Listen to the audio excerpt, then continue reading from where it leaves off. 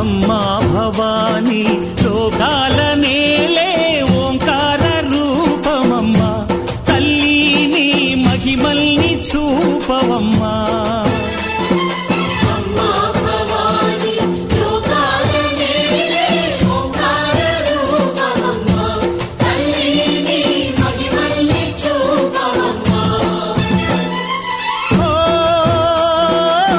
సృష్టికే దీపమా, శక్తికే మూలమా, సింహరథమే నీదమ్మా. అమ్మ దుర్గమ్మ భక్తులను దీవించుమా.